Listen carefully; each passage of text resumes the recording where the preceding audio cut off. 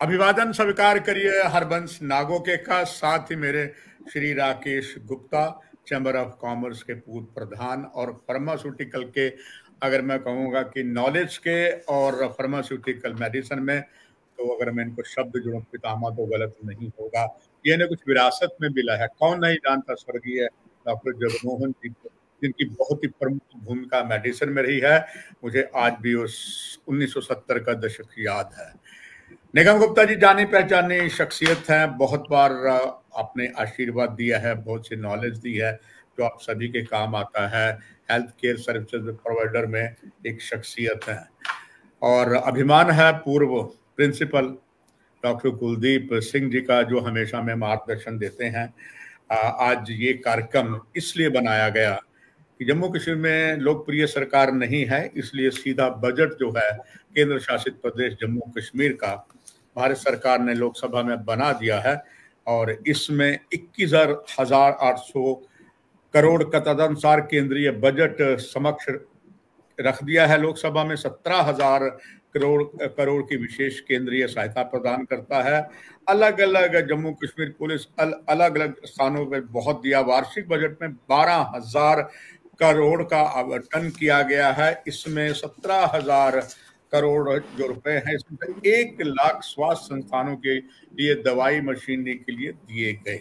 क्या जो आशा थी वो जम्मू कश्मीर निवासियों की पूरी हुई है और 3 अनुभवी शख्सियत इस समय सीधे प्रसारण में साथ है।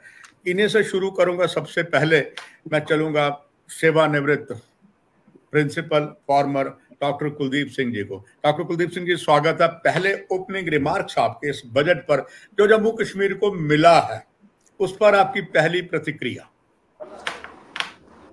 देखिए, जो बजट तो वैसे ही उसकी प्रतिक्रियाएं सब तरफ से मिक्स्ड ही हैं, लेकिन जो जम्मू कश्मीर का खासकर हमारे हेल्थ सेक्टर के लिए आप देखेंगे तो उदासीन है, कोई इतना अच्छा नहीं है। जितना मैक्सिमम बजट जो उन्होंने रखा है वो पुलिसिंग के लिए रखा है या लॉ एंड ऑर्डर के लिए रखा है, जबकि हेल्थ का जो 586 करोड़ करके बोला वो तो सिर्फ मशीनरी इक्विपमेंट पर आ जाएगा और मोस्ट ऑफ देम मेरे ख्याल से सैलरी स्ट्रक्चर में ही चला जाता है।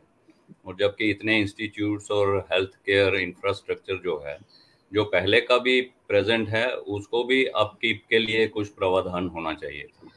तो मेरे ख्याल से हेल्थ का जो बजट है वो एलोकेशन यूटी के तहत काफ़ी हद तक कम है और स्वाभाविक है कि आम आदमी के लिए निराशाजनक है।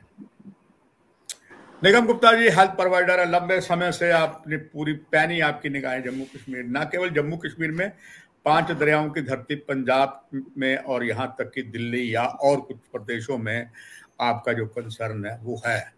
पहली प्रतिक्रिया आपकी जाना जो इस समय उम्मीदें थी उस सारे हेल्थ पर जम्मू कश्मीर में जो आया है, इसको आप किस नजर से देख रहे हैं? थोड़ा सा मैं प्रिंसिपल सर के साथ एग्री करूंगा कि एक कहते हैं बिट ऑफ डिसअपॉइंटमेंट हमारे हेल्थ केयर सेक्टर को लेकर कोई बहुत बड़ी अनाउंसमेंट नहीं की गई। वही अगर मैं बोलूं तो घिसी पिटी कुछ अनाउंसमेंट्स थी कि जैसे कैंसर ड्रग्स का इन्होंने बोला जी ड्यूटी से एग्जम्प्ट कर दिया, बट किसने देखा जंगल में मोर नाचा, किसने देखा? राकेश जी इसके बारे में ज्यादा विस्तार से बता पाएंगे, क्योंकि जो हमारी एमआरपी रेगुलेटरी अथॉरिटी, जिसे हम फार्मास्यूटिकल प्राइस कंट्रोल अथॉरिटी बोलते हैं, उसका तो रोल ही नहीं है इसमें कुछ। जो चीज 100 रुपए की थी पहले, वो अगर एमआरपी 250 रुपया हो जाती है तो उसके बाद उसके ऊपर सरकार कोई बोलती है मैंने ड्यूटी एग्जम्प्ट कर दी, तो खास असर जो जिसे हम बोलते हैं एंड यूजर है उसको नहीं होता। तीसरी बात, आगे बढ़ने से पहले मैं एक बात जरूर कि 196 मुल्कों में इंडिया का रैंक 176वां है in care of health percentage of current health care expenditures. अगर आप सरकारी तंत्र और प्राइवेट तंत्र को कंपेयर करें तो जहां सरकारी तंत्र में एक पेशेंट एवरेज 4,486 रुपए खर्च करता था 2017-18 में, आज भी वही डाटा ऑलमोस्ट 4,800 के आसपास ही है, जबकि प्राइवेट सेक्टर में उसको एवरेज 38,000 रुपया 17-18 में खर्च करना पड़ता था, आज वो 40,000 के आसपास पहुंचा है। ये डाटा है, मैंने कहीं से पढ़ा था, आपसे शेयर कर रहा हूँ। मतलब कोई बड़ी अनाउंसमेंट जिसका जो बहुत बड़ी एक देखा जा रहा था कि जी एनएचएम ने टेक ओवर कर लिए हैं हॉस्पिटल्स, अच्छा काम किया जा रहा है, कुछ ज्यादा कोई बहुत बड़ी अनाउंसमेंट सरकार ने की नहीं है हेल्थ केयर सेक्टर को लेकर। राकेश गुप्ता जी, एक तरफ से आप फार्मास्यूटिकल में जम्मू कश्मीर में सारी आप भली भांति परिचित है, चूंकि मैंने जैसे दर्शकों को शुरू में था, विरासत में आपको इसका बहुत कुछ मिला हुआ है। साथ ही चैम्बर ऑफ कॉमर्स में शानदार भूमिका आपने प्रधान की निभाई है, 2 in 1 है आप, असीम अनुभव है। आपसे जानना चाहूंगा पहले ओपनिंग रिमार्क्स, इस बजट को आपकी नजर में बजट स्वास्थ्य को लेकर जम्मू कश्मीर में कैसा है, और मैं कहूं कि 10 में से या 100 में से कितने नंबर आप देना चाहेंगे इस बजट जो जम्मू कश्मीर का प्रस्तावित है? देखिए हरबंस नागोके जी, नंबर देने वाले हम कोई नहीं होते, मगर काश हमारी यूटी रियासत जो मर्जी बोले, हमारा साइज भी बड़ा होता बिहार या आंध्र प्रदेश की तरह, और लोकसभा में सीट्स ज्यादा होती।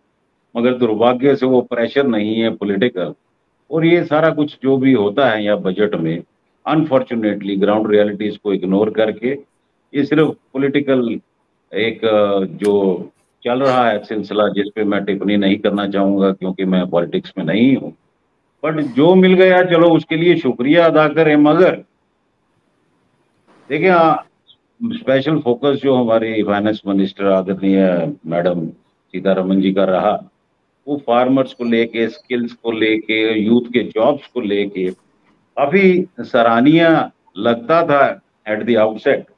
मगर देखिए ग्राउंड पे अभी तक कोई डेटा नहीं आया कि पिछली बार के बजट के बाद कितने जॉब्स क्रिएट हुए, अगर युवाओं को जॉब मिले तो किस सैलरी ब्रैकेट में मिले।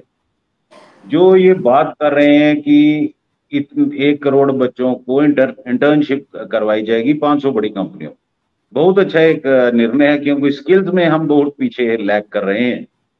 और हेल्थ केयर में मैं स्पेसिफिक कहना चाहूंगा, अगर इसमें पैरामेडिकल स्टाफ जो बैकबोन होती है हर हेल्थ इंस्टीट्यूशन की, जिसकी निहायत ही बहुत बड़ी कमी है, खासकर हमारी जम्मू क्षेत्र में मैं बोलूंगा और कश्मीर में भी, ये बच्चे भी उनमें पैरामेडिकल स्टाफ के इंक्लूड होते, बड़े हॉस्पिटल्स और बड़े हेल्थ केयर इंस्टीट्यूट्स में इनकी भी इंटर्नशिप होती, तो ये बहुत ही एक सराहनीय कदम होता। मुझे लगता है कि जो हेल्थ केयर को पॉलिटिक्स से नहीं जोड़ना चाहिए। अब हेल्थ केयर की इंश्योरेंस की बात करें तो आयुष्मान भारत एक बड़ा सराहनीय कदम था, मगर काफी उसमें सर्जरीज बंद कर दी गई। अब प्रॉब्लम ये है कि अगर कोई स्कैम करता है तो आपने उस चीज को रेक्टिफाई करना है, बंद नहीं करना है। कल को फूड स्कैम होगा, क्या राशन बंद कर देगी भारत सरकार सबका? नहीं करेगी। ऐसे ही कुछ हमारे आर्म्स लाइसेंस में भी हुआ, मैं जरूर जिक्र करूंगा कि चंद डीसीओ ने स्कैम किया और सबके लाइसेंस इलीगल डिक्लेयर हो गए, क्योंकि उनको रिन्यूअल नहीं, हाथ ही नहीं लगाते फाइल को। तो मेरा आपके चैनल के माध्यम से अपील भी करता हूं मैं केंद्र की सरकार को कि हेल्थ केयर के विषय को गंभीरता से लें। हमारी बहुत बड़ी पॉपुलस कंट्री है, बहुत अच्छे कदम है कि मेडिकल कॉलेजेस और खोलेंगे, और डॉक्टर कुलदीप इसमें बेहतर कह सकेंगे कि बिल्डिंग्स के साथ तो हेल्थ केयर नहीं चलेगा। स्टाफ चाहिए, डॉक्टर्स चाहिए, प्रोफेसर चाहिए और पैरामेडिकल स्टाफ चाहिए। आप इक्विपमेंट इकट्ठा कर करके उसको एक जंक बाद में छोड़ देंगे। आप कोविड के कार्यकाल में देख लीजिए कितनी अरबों रुपए की मशीनरी हिंदुस्तान में खरीदी गई, आज उसकी क्या यूजेज है। हर परचेज जो करनी है आप टैक्स पेयर मनी के साथ कर रहे हैं। लोगों ने अरबों रुपए की डोनेशंस दी वॉलंटरीली, तो उसका मिसयूज अच्छा नहीं रहेगा। और साथ ही निगम जी ने जैसे कहा कैंसर ड्रग्स पे इन्होंने क्लेम किया जी हम इंपोर्ट ड्यूटी काम करते हैं। बात वहीं आ जाती है कि नेशनल फार्मास्यूटिकल प्राइसिंग अथॉरिटी जो मिनिस्ट्री ऑफ पेट्रोलियम के अंडर है, मैं खुला बोलता हूं कि वो लेन देन के बगैर एमआरपी फिक्स नहीं कर सकते। और ये खुलासे मैंने प्रेस कॉन्फ्रेंसेज में जम्मू और कश्मीर दोनों जगह किए। बिल्कुल, इनको मुझे याद है सर, बिल्कुल पानी का पानी किया कि भाई साहब, एक तरफ आप बोलेंगे आयुष्मान भारत में दवाइयां सस्ती हैं और दूसरी तरफ आप एमआरपी खुद ही इन्फ्लेटेड की परमिशन दे के एक अनहेल्दी कंपटीशन क्रिएट कर रहे हैं, सुपूरियस मेडिसिन की एंट्री को फैसिलिटेट कर रहे हैं। तो मुझे लगता है ये टॉपिक इतना बड़ा है कि सिर्फ चैनल पे हम नहीं बोल सकते, हम सिर्फ इशारा ही दे सकते हैं। ओवरऑल बजट प्रोग्रेसिव है, मगर ओवरऑल देखा जाए तो जेएनके को 1% लगभग पिछले साल से ज्यादा मिला। लेकिन अच्छी बात ये भी है कि जिस हिसाब से मिलिटेंसी जोर पकड़ रही है, तो पुलिस डिपार्टमेंट को काफी मॉडर्नाइज करने की जरूरत थी और पुलिस फोर्स को बढ़ती करने की जरूरत थी। उनके लिए 12,000 करोड़ का जो पैकेज है वो मैं वेलकम करता हूं, मगर स्पेशल स्टेटस तो नहीं, जो स्पेशल बजट दिए गए लोगों कुछ क्षेत्रों को, स्टेट्स को पॉलिटिकल कंपल्शंस की वजह से, तो हमारे पास भाई साहब पावर तो है नहीं। हम सिर्फ हाथ जोड़ सकते हैं केंद्र की सरकार को कि इसके ऊपर गौर करें। और हमारे जो दो लोकसभा में हमारे आदरणीय डॉक्टर जितेंद्र सिंह जी, और वो खुद ही हेल्थ केयर से हैं तो वो ज्यादा बेहतर जानते हैं इस पर, जोगर किशोर जी, इनको चाहिए कि इसको टेकअप किया जाए और एक बड़ा बजट, और खासकर डॉक्टर जितेंद्र सिंह जी से मैं अपील करूंगा कि जो पैरामेडिकल स्टाफ की इंटर्नशिप्स को भी इस प्रावधान में रखा जाए, जो स्किलिंग का प्रावधान है। राकेश जी धन्यवाद। मुझे पूरी उम्मीद है क्योंकि डॉक्टर जितेंद्र बड़े एक्टिव रहते हैं और साथ ही साथ मेरे पास ना जाने कितने प्रमाण हैं। हमारे इन कार्यक्रमों को जब राजभवन देखता है, उनका कंसर्न डिपार्टमेंट देखता है, तो उस पर अमल होता है। राकेश जी आपने सही कहा, पॉलिटिशियन नहीं है, मगर एक जो व्यापारी होता है, और आप जैसा जो फार्मास्यूटिकल में लंबे समय से, जो मैंने कहा आपको जो विरासत में आपके ऑनरेबल फादर से मिला, असीम अनुभव आपके, मुझे वो दिन याद है जब डॉक्टर रिबारियो विलियम और जम्मू कश्मीर के पहले आईपीएस अधिकारी आपके ऑनरेबल फादर के साथ बैठते थे। तो मैं भी छोटा था, पर मैं भी तभी मेडिकल लाइन में था। राकेश जी आपने एक बात छेड़ दी है, पॉलिटिशियन तो मैं भी नहीं हूं, मैं तो पॉलिटिक्स से तंग आके मीडिया मैन में आ गया। आपको याद होगा तीनों माननीय सदस्यों को कि जब पंजाब में पंजाबी सूबे की मांग की थी, तो संत फेरूमान ने बहुत बड़ा उन्होंने एक आमरण अनशन किया था, और उस आमरण अनशन में शायद एक दिन अगर और वो कर देते तो पोजीशन ये हो जानी थी कि वर्ल्ड रिकॉर्ड बनना था। और सरकार ने तब उनकी मांग मानकर पंजाबी सूबा दिया, मगर वो पंजाबी सूबा नहीं दिया, कहते पंजाबी सूबी दे दिया। जो पंजाबी स्पीकिंग एरिया थे लाइक अंबाला, दूसरा ये सारा ही हिमाचल को चला, माफी चाहूंगा हरियाणा को चला गया, और वो पंजाबी सूबा ने पंजाबी सूबी हो गई। यहाँ तो अब जितने बड़े जम्मू कश्मीर लद्दाख को इन्होंने दो हिस्सों में बांटकर जो यूटी भी बनाई है, तो ये कह लीजिए ना खुदा मिला ना विसाले सनम। ये बात मैं जोड़ना चाहूंगा। डॉक्टर कुलदीप सर, हमारे यहाँ जिस तरह जननी सुरक्षा बहुत इम्पोर्टेंट है, और इसमें 56,000 जो गर्भवती महिला हैं हर साल, जो है कहते हैं हर साल उनकी मौत पहले में भी बहुत ज्यादा हो जाती, 13 लाख इसमें मरते हैं 1 साल से कम उम्र के बच्चे। 9 ऐसे अलग अलग वीक है, 7 लाख जो इसमें 75% डेथ होती जो 7 लाखों की होती है।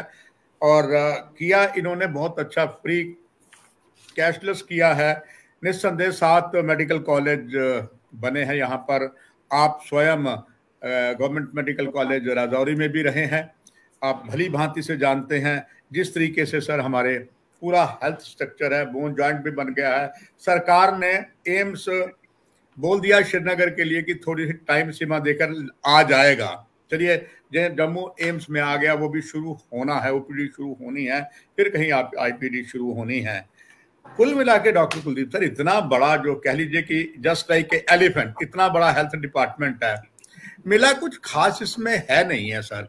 मगर इसको अब चूंकि अभी तो प्रपोज होगा, हमारे जैसे राकेश जी ने बताया, हमें गर्व है कि doctor Jitendra Singh son of the soil यहाँ one of the best diabetology भी रहे हैं, जम्मू की रग रग को वाकिफ है। अब वो प्रधानमंत्री कार्यालय में अलग अलग कई इंडिपेंडेंट इंचार्ज, तो उनके पास स्वास्थ्य विभाग नहीं है, मगर स्वास्थ्य मंत्री जगत प्रकाश नड्डा बहुत कुछ जानते हैं, क्योंकि जब वो युवा नेता थे जम्मू कश्मीर में आए, वो हमारे बिल्कुल जो हमारी देवभूमि में हिमाचल वहाँ से हैं। उन्होंने पहले एक बड़ा शानदार ऑर्डर किया, 4 जो डायरेक्टर थे चारों का एक्सटेंशन दी, उसमें एक हिमाचल के हैं, बिलासपुर थी, जम्मू के डॉक्टर शक्ति गुप्ता हैं, फिर मिस्टर कटोच हैं जो गुजरात में एम्स है वो भी सन ऑफ द सॉइल, जम्मू में उन्होंने एमबीबीएस किया है, तो एक पुडुचेरी साइड में है, अच्छा किया है। और खुशी की बात है कि हमारे जो गवर्नमेंट मेडिकल कॉलेज के प्रिंसिपल हैं उन्हें भी एक्सटेंशन दे दी गई है, he is doing a commendable job. मगर क्या इनका जो प्रयास है, चाहे डॉक्टर शक्ति गुप्ता का है, इनका है, अलग अलग जो डॉक्टर मेडिकल कॉलेजेस में, आप भी फॉर्मर प्रिंसिपल राजौरी के हैं, जो हालत अभी अडॉक पर ही सिलसिल चल रहा है, क्या ये अडॉकिज्म खत्म नहीं किया जा सकता था? क्या सही पोस्टें नहीं दी जा सकती थी? जिधर इशारा राकेश गुप्ता जी ने किया, निगम जी ने किया, जो खास करके पैरामेडिकल स्टाफ के लिए, तो ये अभी सब कुछ लल है। तो क्या समझते हैं आप, कुछ आगे अभी बहस होगी? हमारे इस समय 3 MP सर, चाहे एक जेल में है, कम से कम 2 तो एक्टिव नेशनल कॉन्फ्रेंस के हैं, 2 भाजपा के हैं, तो क्या लगता है आपको इसमें बहस में कुछ फर्क पड़ेगा सर? देखिए, इसमें सिंपल सी बात है कि where there is a will there is a way. अगर तो इन नेताओं के दिल में वाकई अपनी रियासत या जो भी यूटी है उसके लिए कुछ कर गुजर करने की तमन्ना होगी तो ये कर पाएंगे, पर मुझे नहीं लगता कि ऐसा कुछ ज़्यादा रेवोल्यूशनाइज होगा, क्योंकि जो पिछले 5 साल से 2019 से ये कॉलेजेस चले थे, उसके बाद इनकी हालत, कोई सेंट्रल गवर्नमेंट ने वन टाइम जो ग्रांट्स दी वो तो ठीक है, उसके बाद स्टेट ने अपने हिस्से से तो कुछ कर नहीं पाए करामात। तो अभी एम्स ठीक है, जो बजट में भी बोला गया अवंतीपुरा इस साल चल पड़ेगा, नर्सिंग कॉलेज हंदवाड़ा चल पड़ेगा। अब नर्सिंग मेडिकल कॉलेजेस की तो बात दूर की है, आप नर्सिंग कॉलेजेस में देखिए, वहाँ भी जो टीचिंग स्टाफ है वो परफेक्टली प्लेस्ड नहीं है एज पर नॉर्म्स। तो ऐसे ही चलायमान गति से ही चल रहा है। और इसमें एम्प्लॉय जो होता है, डायरेक्टर्स ले लीजिए, डॉक्टर्स, प्रोफेसर, प्रिंसिपल्स ले लीजिए, उनके हाथ में क्या रहेगा? उनके पास they are end users for the public, उनको कुछ मिलेगा तो वो आगे दे पाएंगे, ऐसे तो कुछ नहीं हो सकता है। बाकी एमपीज की बात की तो मियां अल्ताफ जी का मैं जिक्र जरूर करूंगा। उनके वक्त में जितनी नब्ज अच्छी तरह से उन्होंने मेडिकल डिपार्टमेंट की समझी, शायद ही किसी और हेल्थ मिनिस्टर ने समझी थी। तो उनका भी योगदान ले सकते हैं, लेकिन यह है कि मराइज भी बहुत हैं और मरीज तो चलो है ही हैं, तो कहाँ तक सिंसेरिटी से ये काम करेंगे वैसे होगा।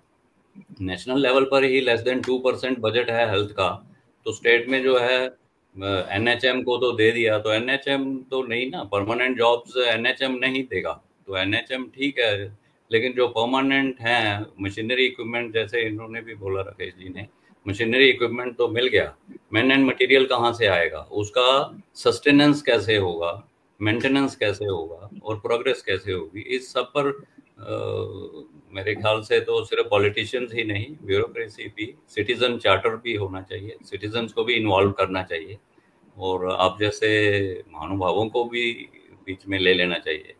बाकी extensions are no panacea. Extensions तो क्या है, that does not mean that पीछे आपकी काबिलियत नहीं है बाकी लोगों में।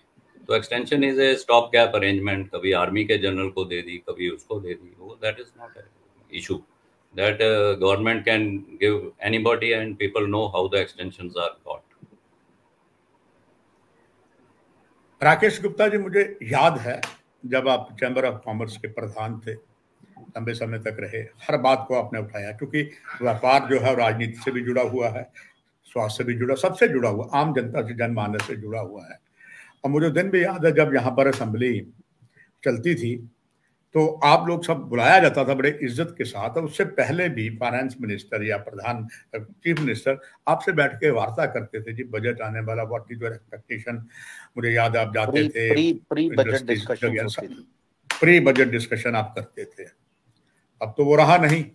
जैसे डॉक्टर कुलदीप जी ने इशारा किया, जब भी कभी से बात होती तो सीनियर सिटीजन को बुलाते थे, और कुछ बात होती थी, खास करके मैं कहूँ 1996 से 2002 तक डॉक्टर फारूक अब्दुल्ला की हुकूमत, उसके बाद कांग्रेस, पीडीपी, बीजेपी की हुकूमत, उसके बाद राकेश गुप्ता जी आस्ता आस्ता खत्म हो गया। जो आपके पास अनुभव की बातें वो इन तक नहीं पहुंची, तो बस ये सब कुछ कह लीजिए वन साइडेड चल रहा है। और आज उसका खामियाजा हम सभी भुगत रहे हैं। माना एम्स आ गया, यहाँ आ गया, दूसरे मेडिकल कॉलेज आ गए, मगर राकेश गुप्ता जी समस्या जस के तस है। अब हम कहें कि अब हम बार बार साथ चला गया लकीर पीटने की बजाय आप जैसी शख्सियत का असीम अनुभव है और मीडिया में बात यहाँ कहीं दूर तक जाती है, आपका अनुभव लेके पूरे सरकार के लिए, आम जनता के लिए और मेरे लिए भी अनुभव और पाने के लिए क्या किया जा सकता कि इनको अब ये कह लें कि जब जागो तभी सवेरा, तो इसको कुछ ना कुछ इसमें चेंज करें। देखिए हरबंश जी, ऐसा है कि आपने एम्स याद दिला दिया तो आपको याद होगा कि एम्स की एजिटेशन मेरे कार्यकाल में चैम्बर से ही शुरू हुई थी और चैम्बर ने ही और जबरदस्त करवाई आपने, वकीलों भी सारे। और मुझे खुशी है कि हमारी पीढ़ी को भी शायद सहूलतें मिल सकें, क्योंकि डॉक्टर शक्ति जो हेल्म ऑफ द अफेयर्स में है उनका बहुत बड़ा अनुभव है इस लाइन में, और वी आर लकी कि उनको ये इंचार्ज बनाया गया वहां का। जहां तक बात की आपने प्री बजट मीटिंग्स की, उसका एक उसका बैकग्राउंड होता है कि देखे कोई भी इंसान अकेला संपन्न नहीं होता और इतना बुद्धिमान नहीं होता कि वो सब कुछ समझता है और अकेला कुछ कर पाएगा। सुझाव लेने जरूरी होते हैं और इसीलिए काफी लोगों को बुलाया जाता था। जैसे आपका इशारा आज के प्रशासन की तरफ, तो ये वो बेहतर समझें कि जो वो कर चुके उसका नेट रिजल्ट क्या है। अखबारों में बयान देने से उपलब्धियां नहीं होती हैं, ground realities, ground facts check करने पड़ते हैं, और ये तो उनकी मर्जी है। अब यस मैन्स की लिस्ट बना के रखो कि जो ताली बजाते रहेंगे और जय जय जय हो करते रहेंगे बिना किसी रिजल्ट के, तो ये उनकी प्रोगेटिव है। देखिए हम इसमें कोई नहीं होते कि हम उनके प्रशासन के काम में अड़ंगे अटकाएं। हमारा तो काम है उनकी सहायता करना। तो ये प्योरली उनकी मर्जी है किसको बुलाएं किसको नहीं बुलाएं, उनके सुझाव माने या नहीं माने। दूसरी बात डॉक्टर कुलदीप जी ने भी जो पॉइंट आउट की, एक तो आफ्टर रिटायरमेंट जो एक्सटेंशन का सिलसिला, ये तो टोटली इलीगल मैं मानता हूँ। किसी भी अगर आप कोर्ट में भी कोई चला जाएगा तो अल्टीमेटली न्यायालय जस्टिस करेगा। और जो रिटायरमेंट से पहले जो तलवार लटका के रखने की आदत प्रशासन की बन गई है ना, कि एडॉक अपॉइंटमेंट की है, एडिशनल चार्ज दिया है। देखिए जब तक ऑफिसर को सिक्योरिटी ऑफ जॉब नहीं मिलेगा और उसको ये पता होगा कि मैं इतने टाइम के लिए इस पद पे हूं, तो ना तो वो प्लानिंग कर सकेगा ना परफॉर्मेंस कर सकेगा। तो ये सरकार को सोचना है। ये सिलसिला पुराने जम्मू कश्मीर में भी देखा, नए जम्मू कश्मीर में भी देखा, हमें कोई अंतर नहीं नजर आ रहा। तो मेरी रिक्वेस्ट आपके माध्यम से प्रशासन को, इन चीजों को गंभीरता से लें। इन चीजों का बड़े फार रीचिंग कॉन्सिक्वेंसेस होते हैं, ना तो वो सरकार के लिए अच्छे होते हैं ना आम पब्लिक के लिए अच्छे होते हैं। तो करेक्टिव मेजर्स लेने की बहुत जरूरत है। और जैसे डॉक्टर साहब ने भी अभी कहा, मियां अल्ताफ साहब का जिक्र किया, वो हेल्थ मंत्री भी रहे और वो ग्राउंड लेवल पे वो भी जुड़े हुए थे और उनको सबकी नब्ज पता है क्या प्रॉब्लम्स हैं, कैसे हल करनी है। मगर at the end of the day हर चीज के लिए पैसा चाहिए होगा, और जो बजट की परसेंटेज है, मुझे नहीं लगता कि उससे एग्जिस्टिंग जो हमारे इंस्टीट्यूशंस चल रहे हैं वो भी बुरा काम कर पाए। तो नए इंस्टीट्यूशंस की तो बात ही नहीं करनी चाहिए जब तक हम पुरानी इंस्टीट्यूशंस को सेल्फ रिलायंट नहीं बना देते। निगम गुप्ता जी, आपने वो जमाना भी देखा है, लंबे समय से आप स्वास्थ्य विभाग से जुड़े हैं और कई हमारे सम्मानीय दर्शकों को जो आपका कार्यक्रम देखते हैं, आप एक हेल्थ केयर सर्विसेज प्रोवाइडर के साथ you are also one of the best journalist.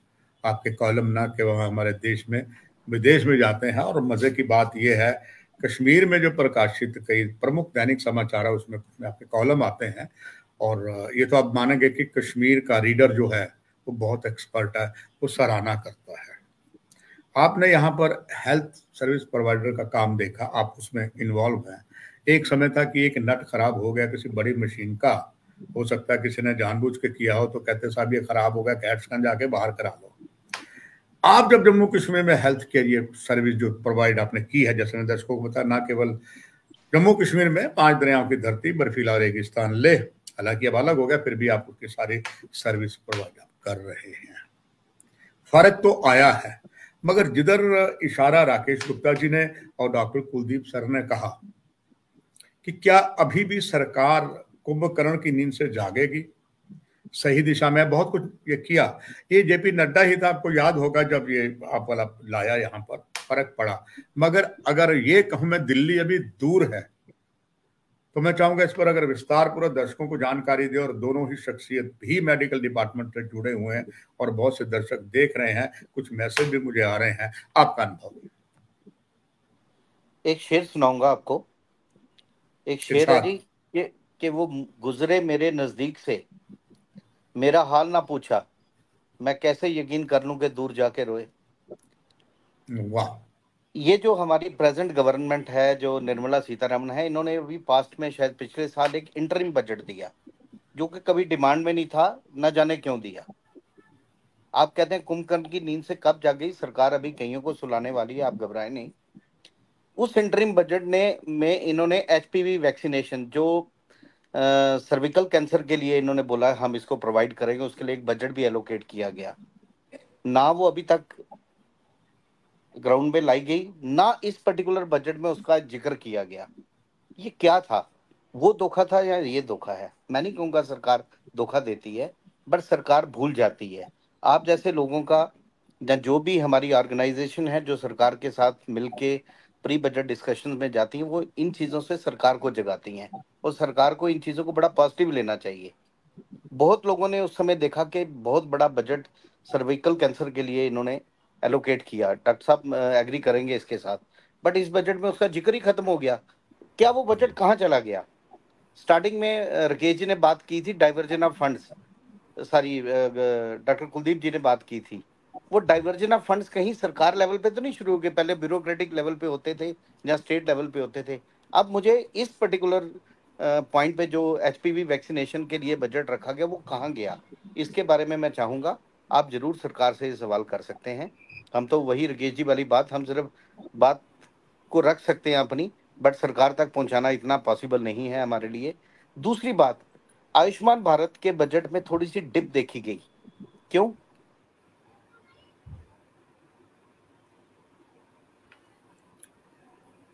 दर्शकों, निगम जी का थोड़ा सा संपर्क टूट गया, पर मुझे पूरी उम्मीद है जैसे ही वो आएंगे उनकी बात को यहीं से हम दोबारा आगे शुरू करेंगे।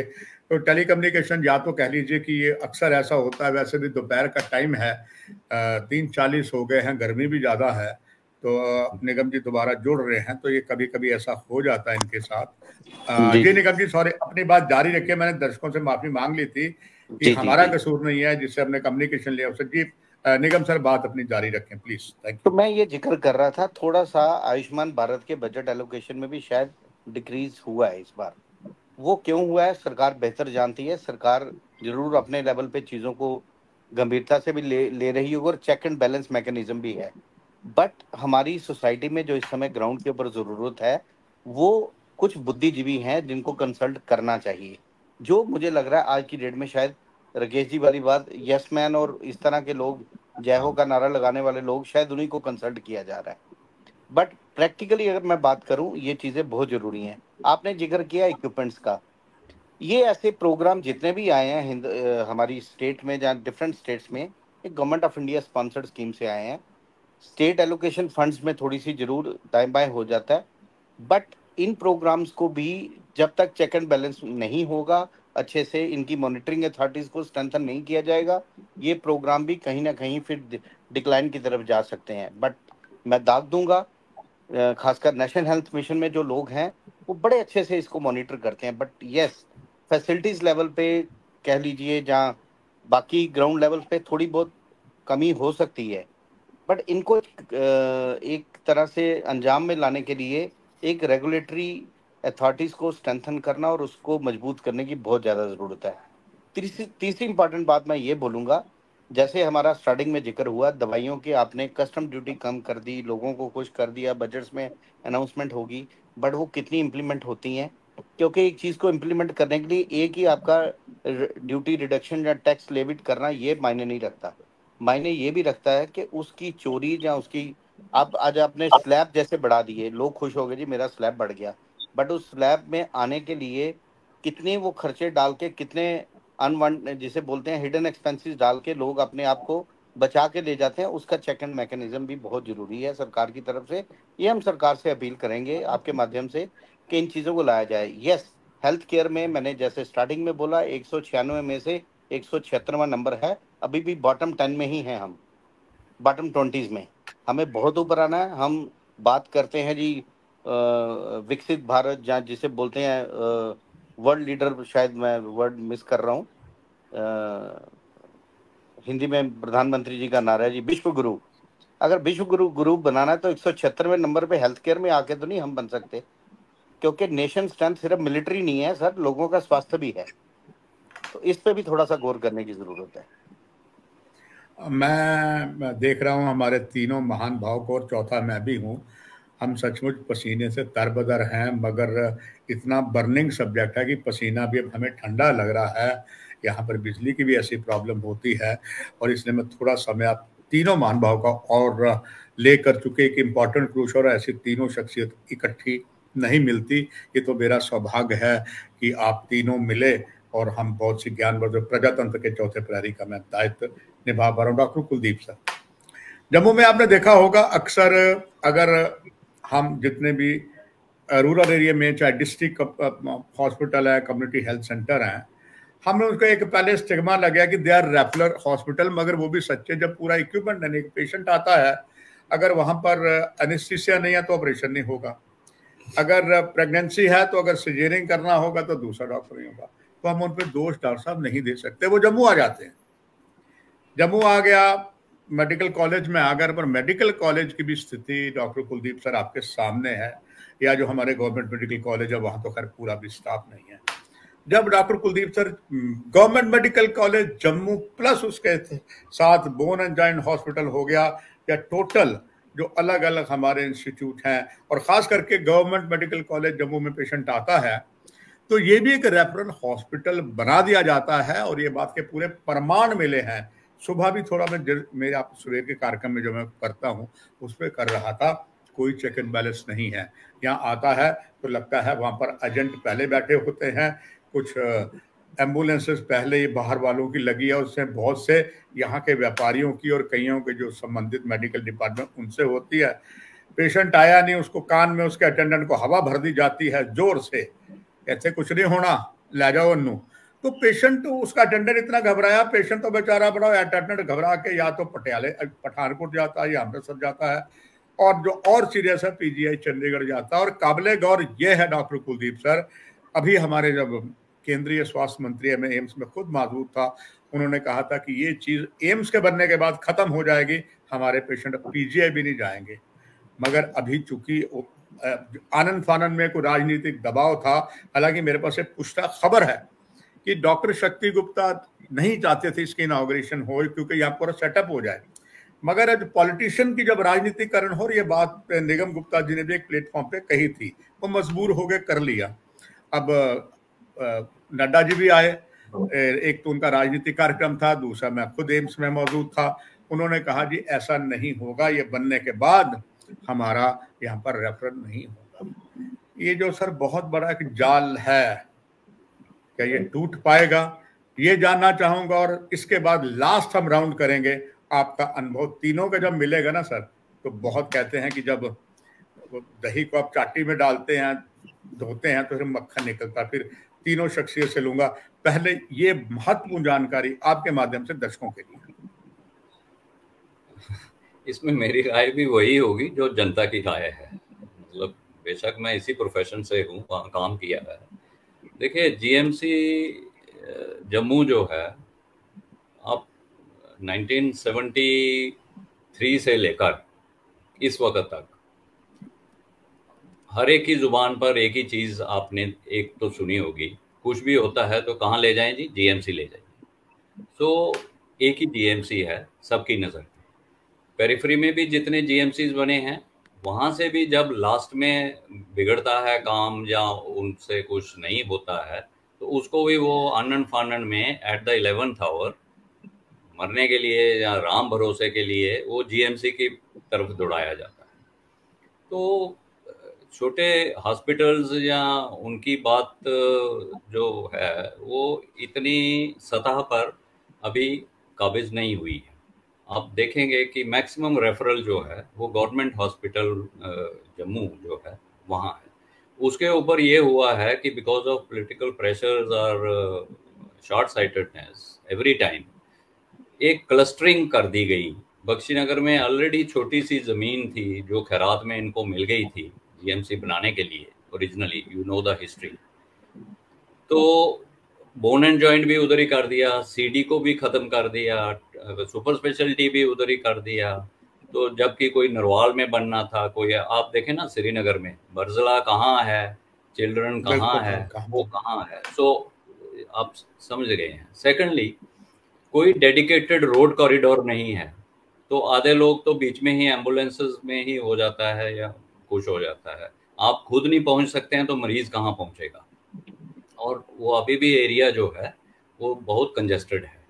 ऊपर से सारा रेफरल डे एंड नाइट, खासकर शाम को 6 बजे के बाद तो उसकी हालत बद से बदतर होती जाती है, क्योंकि जो डोडा से निकला है, किश्तवाड़ से आया है, उधमपुर रियासी से आया है, पुंछ से चला हुआ है, उसने रात के 12 बजे के बाद ही पहुंचना है। तो इट इज़ ओवर स्ट्रेच्ड। तो हर चीज़ में हम इसको दोष नहीं दे सकते हैं।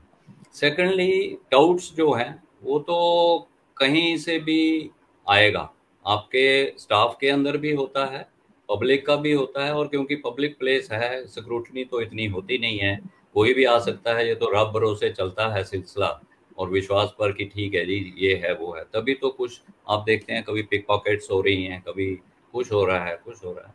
लेकिन ओवरऑल आप देखेंगे तो जीएमसी बहुत हार्ड प्रेस्ड है और एम्स के बनने से अभी तक तो इसको निजात कुछ नहीं मिली है।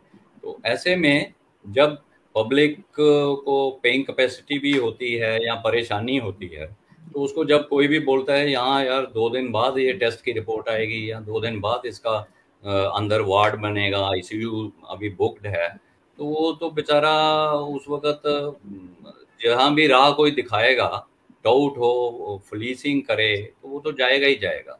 तो इसको दोष सिर्फ इंतज़ामिया पर नहीं दिया जा सकता है। ये एक बहुत कम्प्लेक्स और कंपोजिट प्रॉब्लम है, जिसको फिर मैं दोबारा बोलूँगा कि इसमें हम शहरियों का भी इसमें होना बड़ा ज़रूरी है। सिर्फ भाषण देना या वो है। और सबसे बुरी बात जो हमें लगी है पिछले 8-10 साल से, कि जितनी पॉलिटिकल पार्टीज़ हैं उनके कार्यकर्ता भी उदासीन हो गए हैं। कोई पब्लिक की तरफ उनका ध्यान नहीं है। बिजली कटौती होगी वो कुछ नहीं बोलेंगे, नल प्रदूषित पानी आ रहा है वो कुछ नहीं बोलेंगे। और एक ही है कि यहाँ जी सब ऐसे ही है, कोई सुनता नहीं है। भाई सुनाओगे तो सुनेंगे। तो इसलिए पब्लिक का बहुत जिम्मा है, तभी तो ब्यूरोक्रेसी हावी हो जाती है। तो ये राकेश जी, मुझे याद है जब आप चैम्बर ऑफ कॉमर्स के प्रधान थे और फार्मास्यूटिकल भी जो आप प्रधान रहे, मुझे याद है मैंने खुद आपको मेडिकल कॉलेज में देखा है। मैंने आपको बहुत स्थानों पर जहाँ कुछ समस्या होती थी, आप चाहे कभी बहुत ज़्यादा मलेरिया हो गया या कुछ और डायरिया हो गया, आप एक्टिव होकर जाते थे, जिधर कुलदीप जी ने इशारा किया यहाँ नहीं है।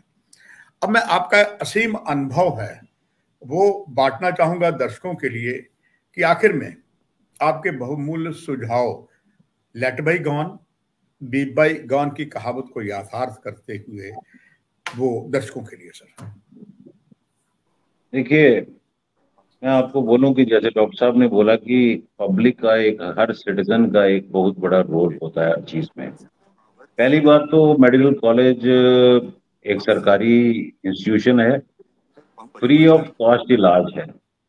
तो हमें ज्यादा उपेक्षा नहीं रखनी चाहिए, हमें एहसानमंद होना चाहिए।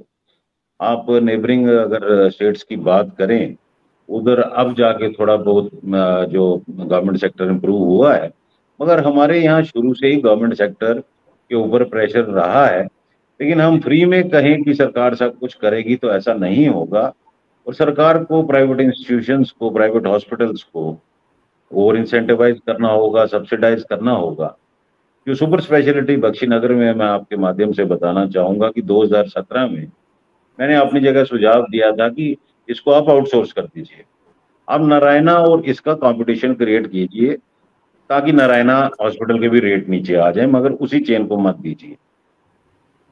जो बहुत ही बीपीएल कैटेगरी के पेशेंट्स हैं उनके लिए ऑलरेडी हमारे पास मेडिकल कॉलेज था। आज एम्स जम्मू में बना है तो उसको हम एक ओपीडी के रूप में ना देखें, हम हमारी उपेक्षा की वो एक सुपर स्पेशलिटी हॉस्पिटल उभरना चाहिए जैसे वो दिल्ली में है, ताकि मेजर सर्जरीज के लिए जम्मू छोड़ के ना जाना पड़े।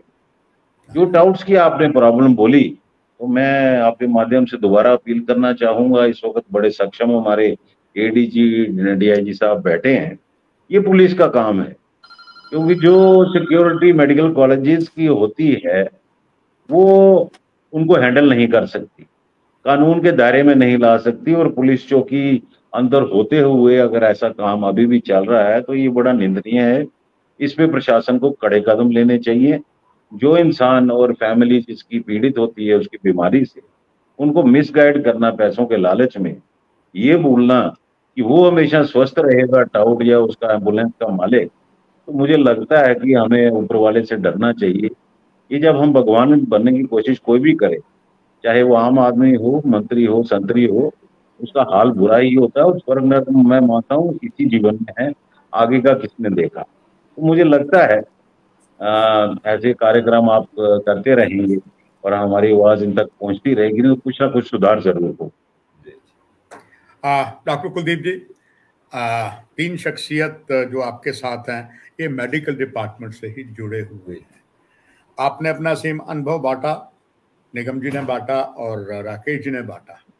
कुल मिलाकर कुछ शब्दों में इस मंथन से आपने जो अनुभव पाया अपना तो था, राकेश जी का और निगम जी का, वो आखिर में दर्शकों के लिए यही चीज मैं एंडिंग में राकेश जी से और निगम जी से कहूंगा। जी डॉक्टर कुलदीप सर।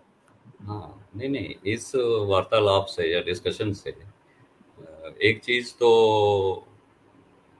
हो गई है सामने कि हम सभी चाहते हैं कि जनता का समस्याओं का समाधान हो और हमारी जो यूनियन टेरिटरी है यहाँ सेहत याफ्ता लोग रहें। सरकार की तरफ से भी उसमें पूरी कोशिश होनी चाहिए और जनता की तरफ से, यही मेरा। निगम जी, बस यही बात आगे आप तक लेते हुए मैं अपनी भाषा को यहीं रोक रहा हूं। देखिए, ऐसा इस बजट में एक बड़ी छोटी सी बात कही गई है कि जैसे मैं एक्सरे की ट्यूब्स और कुछ इंपोर्टेड पार्ट्स इंडिया में लाए जाएं जिस पे कस्टम ड्यूटी खत्म कर दी गई, बट जाके कस्टम में भी चेक करिए वहां ड्यूटी के नाम पे कितना लोगों को बरगलाया जाता है। तो मेरे इस तरफ ध्यान देना चाहिए कि क्योंकि कस्टम डिपार्टमेंट में जाके जो चीज आती है उसके वहां से एमआरपी क्या पोस्ट होके आते हैं, उसका डेटा मैन्युफैक्चरिंग क्या आता है, इसको लेकर जो जिसे हम बोलते हैं सर्विस प्रोवाइडर है, जहाँ मैन्युफैक्चरर है, उसको कितना हरास किया जाता है, ये भी सरकार को जाके देखना चाहिए।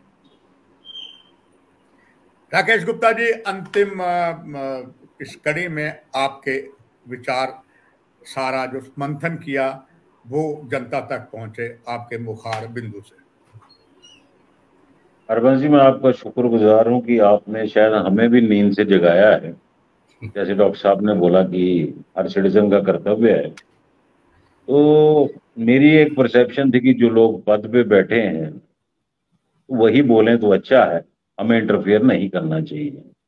मगर अगर वो म्यूट स्पेक्टेटर बन गए हैं, सरकार को खुश करने के लिए सिर्फ तालियां बजाने के लिए और फोटो खिंचवाने के लिए रह गए हैं जी, तो मुझे लगता है कि अब हमें लगातार सुझाव अपने देने पड़ेंगे, वोकल रहना पड़ेगा, जागरूक करना पड़ेगा सरकार को भी और पब्लिक को भी कि उनका क्या कर्तव्य है।